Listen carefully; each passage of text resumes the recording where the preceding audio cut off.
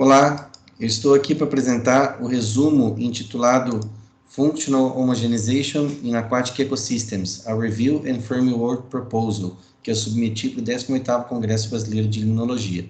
Esse resumo se refere a um artigo que nós publicamos esse ano, no número especial da revista Hidrobiologia, que está disponível, um artigo de revisão que nós publicamos esse ano junto com outros colaboradores. A primeira autora é uma ex-aluna de doutorado minha, Lorraine Lopes Cavalcante, que hoje é formada e está trabalhando no Piauí. Bom, então o que é a homogeneização funcional? Basicamente é a simplificação dos traços das comunidades ao longo do tempo.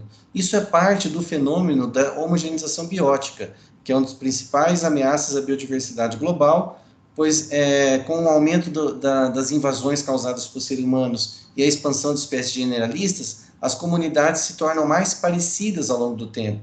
Então, mesmo que comunidades locais tenham mais riqueza de espécies, as espécies são as mesmas em diferentes localidades. Isso diminui a dissimilaridade e aumenta a homogeneização das comunidades. Bom, então o que nós fizemos nesse trabalho é fazer a revisão sobre as principais evidências atuais sobre functional homogenization, homogeneização funcional em ecossistemas aquáticos, identificar lacunas do conhecimento e propor um framework de pesquisa sobre functional homogenization.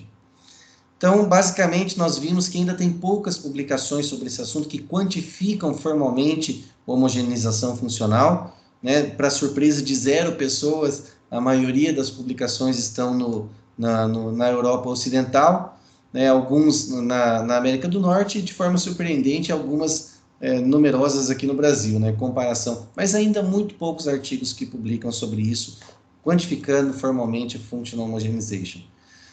Peixes, de longe, foi o grupo mais estudado. Então, aqui a gente classificou estudos por escala espacial e temporal, intervalos de tempo.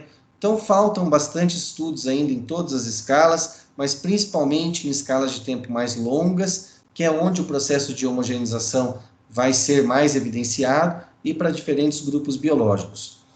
Os traços, principalmente utilizados para quantificar homogeneização funcional, variam de traços ecomorfológicos reprodutivos, mas principalmente o que nós percebemos é que esses traços não são ligados muito bem com funções ecossistêmicas, o que é estranho, pois a homogeneização funcional pressupõe que as comunidades fiquem mais similares e que desempenham funções ecossistemas mais mudanças nas funções ecossistemas, o que não foi tão avaliado.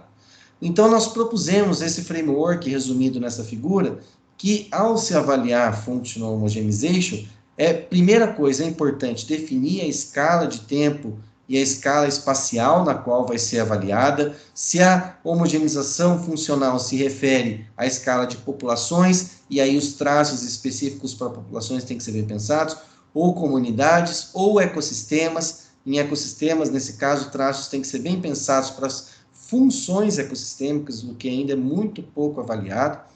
Então, as dimensões de traço, seja morfológico, seja reprodutivo, os indicadores têm que estar ligados sempre com função, ou tem que estar investigando essa ligação com as funções. E como quantificar a homogeneização funcional? Tem que considerar qual o impacto antrópico está levando a essa homogeneização funcional, a mudança na proporção de espécies generalistas e especialistas ligados com essa função, a relação dessa simplificação de traços funcionais por causa de invasões biológicas, sejam elas exóticas ou translocadas, ou seja, espécies que dentro de um mesmo país invadem outras bacias hidrográficas, por exemplo, tá? A ligação disso com extinção de espécies ou redução da fauna nativa ou da flora nativa. A escolha do índice de biodiversidade tem que ser bem definido também, e aí contemplar a diversidade de forma multifacetada, com índices locais, índices regionais, né, de diversidade alfa e beta, seja taxonômico e funcional, e sempre ligar isso com mudanças dos serviços ecossistêmicos. Então, espero que vocês leiam, isso chame a atenção para vocês leiam o artigo, e espero que se interessem. É isso.